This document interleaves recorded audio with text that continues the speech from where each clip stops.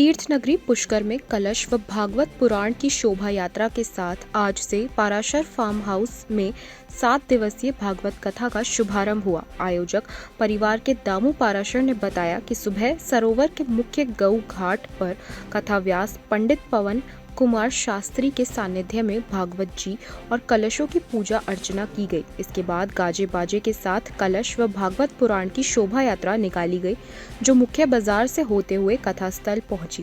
वृंदावन के कथावाचक पंडित पवन कुमार शास्त्री अपनी मधुर वाणी से भागवत कथा का रस बरसाएंगे।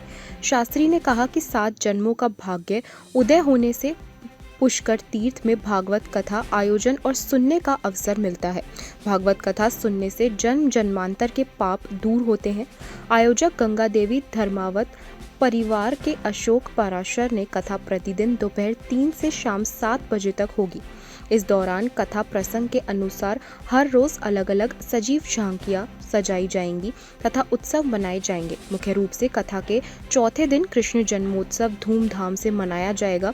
वृंदावन के भजन गायक कथा व्यास शास्त्री के सानिध्य में संगीत में भजनों की सरिता भी बहाएंगे। आयोजन स्थल पर भव्य पंडाल सजाया गया है तथा महिला पुरुष श्रोताओं के लिए बैठने की अलग अलग व्यवस्था की गई है। गर्मी से बचाव के लिए भी माकूल व्यवस्था है। प्रवक्ता देवांश पाराशर ने बताया कि कथा का समापन 27 अप्रैल को पूर्णाहुति हवन यज्ञ व शोभा यात्रा के साथ होगा।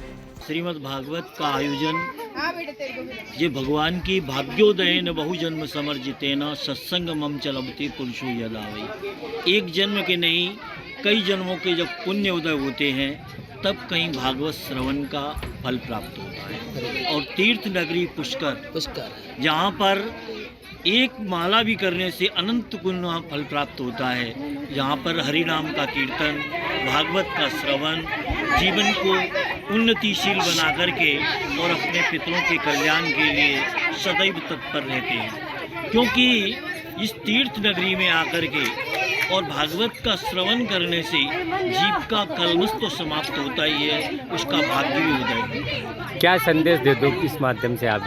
भागवत एक ऐसा ग्रंथ है कि जिसमें संसार का ऐसी कोई भी वस्तु नहीं है कि जो भागवत में नहीं है। तो उसको ग्रहण करने से अगर प्रत्येक मानव उसका एक श्लोक एक शब्द भी ग्रहण करे तो उसका जीवन कल्याण में हो जाए। भागवत कथा शुरू हो रही है जो ट्रस्ट के पास पाराशर फार्म हाउस पे 21 तारीख से आज से शुरू है, प्रारंभ हुई है।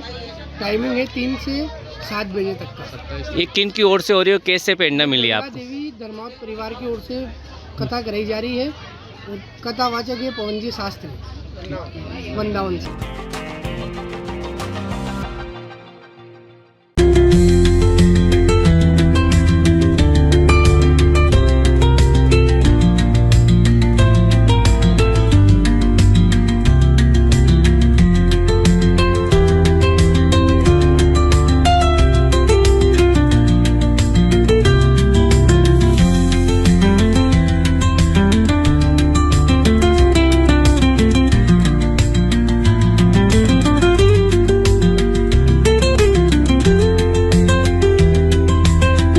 कैंसर बीमारी ही ऐसी है, चिंता तो होगी ना। लेकिन अब अपनी चिंता को बदलो विश्वास में, क्योंकि आदिनाथ कैंसर मेडिसिटी में है रेडियोथेरेपी, कीमोथेरेपी और कैंसर सर्जरी के उपचार के साथ आधुनिक सुविधाएं भी। विजिट करें आदिनाथ कैंसर मेडिसिटी एट चाची आवास अजमेर।